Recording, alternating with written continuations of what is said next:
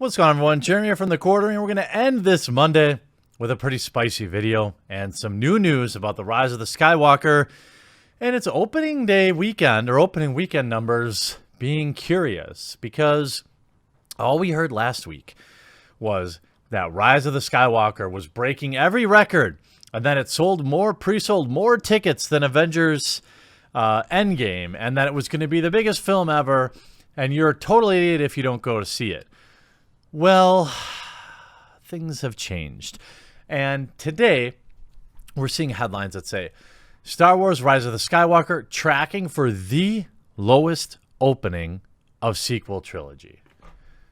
Let me read that again. The lowest opening of the sequels trilogy. Huge shout out to this video sponsor, NordVPN. This is probably the easiest sponsor shout out I ever have to do, because NordVPN is something I personally use and have been using for almost a year now. NordVPN was selected as Best VPN from the Best VPN Awards for 2019. It was also the only VPN to get all green checks from PC Magazine. You get unlimited bandwidth, you get super fast servers, you get no data logging, you also get a 30-day money-back guarantee. Secure yourself with NordVPN using the description in the link below, and you can save up to 70% off using my promo code. So head over to nordvpn.org/thequartering to not only save 70%, but also get 1 month free with a 3-year plan. Not just that website. Star Wars Rise of the Skywalker is tracking for a huge opening, but the lowest of the trilogy. Now, it's so funny to watch these media sites bend over backwards to try and spin everything positively, because that's, of course, what keeps the advertising dollars flowing on their websites, keeps their exclusive early access, and keeps that money flowing. How much will Star Wars Rise of the Skywalker make in its opening weekend? Look, I'm on record before and I'm on record now. There's a bug down here that I'm seeing flying around that caught my eye. This movie will make $1 billion. Of course it will. It'll make $500 million in China. Making $1 billion as Disney or Marvel nowadays is nothing to write home about. Remember that they're also spending $500 to $700 million producing and marketing these movies too. One early box office forecast, and it's huge, but huge is relative when it comes to Star Wars. The 2019 movie is projected to potentially have the lowest opening weekend box office ever, other than Star Wars The Force Awakens and lower than Force Awakens and The Last Jedi. But considering Episode 9 pre-sales has just broke some records, it may be worth raising an eyebrow at any lower estimates. Star Wars Rise of Skywalker isn't opening for another 2 months, but the box office prognosticators are already hard at work crunching opening weekend numbers. Here's from Box Office Pro. Opening weekend 185 to 225 million. Opening weekend estimate 200 million for 3-day opening December 20th. Domestic total range 550 to 750 million dollars. And then you're going to tack on the international market. It'll make $1 billion, billion and a quarter. You know, just throwing around these huge numbers like they're totally meaningless. Sometimes Box Office Pro is close, sometimes not. Episode 9 opening weekend in range would be a drop from Star Wars Episode 7. The Force Awakens would set a record at the time with 248 million opening weekend in 2015. The movie went on to be the current leader as the highest grossing movie all time at the domestic box office, with Avengers Endgame taking the worldwide title, which includes the foreign box office. Star Wars Episode 8, The Last Jedi, had an opening of 220 million, so you went from 248 to 220, and now you're predicting about 200. If it's 185, if it's on the low side of this projection, you're going to see some world record spin. I mean, you're already seeing spin from websites like Comic Book News and Cinema Blend, and this is 2 months before the dang movie even comes out. Yes, there's anger out there after Last Jedi, and some fans are in no rush to watch Rise of the Skywalker in theater. It's also apples to oranges to compare pre-sales for Avengers movies to Star Wars movies, since early ticket rush from hardcore Star Wars fans may not be emblematic of the larger mainstream rush to see the final Star Wars movie over opening weekend. I still think if Force Awakens did 247 million and The Last Jedi did 220 million, that The Rise of the Skywalker will open somewhere around that. As Box Office Pro even noted, Star Wars trilogies have established pattern of the first movie making the most money, the second declining significantly, and the third rebounding for a second best performance. So that'll be interesting. You know, you would think that most cinema nowadays would expect the completion of a trilogy to have the biggest numbers. That isn't necessarily true for numbered sequels. You know, Scary Movie 5 probably never will make as much money as Scary Movie 1. And I'm not talking about the Scary Movie. I'm talking about like a Halloween movie. So it's not like totally guaranteed that, you know, the third film is going to make more. But when you're talking about everything that's on the line for Disney, you're talking about a failing theme park in 2 locations, not just California now, but opening up in Florida and Galaxy's Edge. You're talking about toys that nobody wants. Nobody wants a Rose Tico doll. Nobody wants the 5-head Daisy Ridley. And that isn't to really bag on Daisy Ridley. It's not fair. Actually, I take that back. It's not really fair to rag on her for her looks. I think she's a mediocre actress, not memorable in any way, which is pretty sad for a Star Wars film. But it's not like she's awful. And really, you don't see a lot of garbage coming out of her mouth about the Star Wars fandom. She just seems to go and do her work, which I can absolutely appreciate. Some of the other actors in the film, like Boyega, talking about toxic fandoms and stuff like that, you know, they are lower on my list of actors I could care less about. But nonetheless, it'll be interesting to see.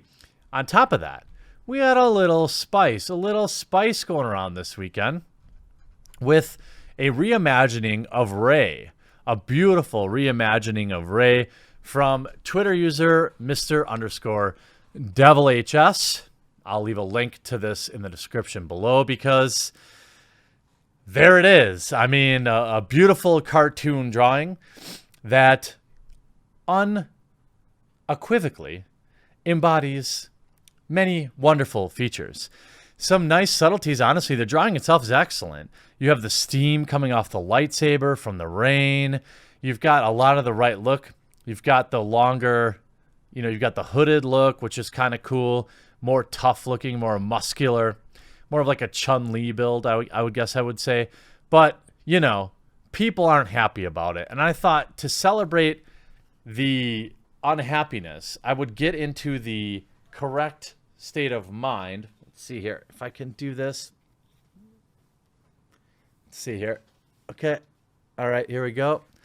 All right, now let's read some of the replies to this. Oh my God. Delete this. It's not sexy. It's ridiculous. Quit making Rey into a fetish object. How about this? Everyone's entitled to their own interpretation of characters, but this ain't realistic. Nobody can have boobs this big without supportive sports bra. Make her whatever shape you want, but give her support. Why would she need support when she has the Force? Why wouldn't she just use the Force to hold them up? Let's continue. Oh yeah, because this isn't even remotely realistic. Okay, it is a cartoon drawing. I don't think it's intended to be. I'm sorry, I'm breaking character. My apologies. My apologies. Absolutely disgusting. Please be better. I love, and all these are women, of course, replying. And then we have a wonderful, what would I call it? Culmination or smorgasbord of some of the comments. Looks like the men found this. Won't she be cold in that? Straights are trash. Looks like I riled up the chuds. She's really going to try fighting in that? Ick. Attention, if you draw women in this way, I'm going to come to your house and kick you down a flight of stairs. So woke. Her back must hurt. You really had to expose her midriff, huh? Muting this now. This is toxic. Men aren't allowed to draw women. Looks like I rattled the incels. Of course, you can have all the artistic, freedom you want, just as long as the characters are ugly and unimaginative. I mean, you look at anybody who dared criticize She-Ra, and they all and they were like, well, it's not for you. It's not for you. She-Ra's not for you. Imagine hating women this much. Wow. The sexism jumped out. Seriously? This is an insult to the character. I'm wondering how your sexy men drawings look like when you draw the women. This is sexism. Everyone saying this is okay because it's their style is stupid. I'm a lesbian and I don't find it attractive. While Movie Ray, aka Daisy Ridley, I do find attractive. To which the artist replies with a shirtless picture of Aquaman with an 8-pack. Like, this is just how the dude draws. From one dude to another, this isn't sexy. This is boring, and it looks nothing at all like the character. This is a dude? You ain't no dude. You're not a dude. I love Ray's hood. Oh, that's Devil. That's the actual post. This is horrendous. I hope Daisy never gets to see this. To which, of course, we have, I'm a simple woman. I enter an emotional crisis, and I just want to draw bobs. And we have another wonderful waifu. I mean, a problematic drawing. I'm sorry.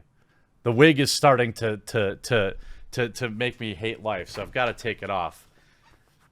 That was just for all of you.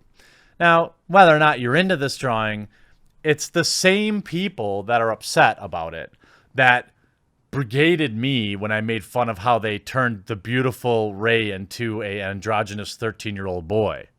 It's the same people that was screaming, it's not for everybody, that are now shouting down this artist who drew their depiction of what Ray. It's clearly fan art. It's clearly not supposed to be Daisy Ridley.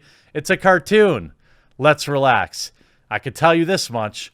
If Ray looked like this in the films, I'd be there opening night. Hope you enjoyed this video. We'll talk to you again real soon.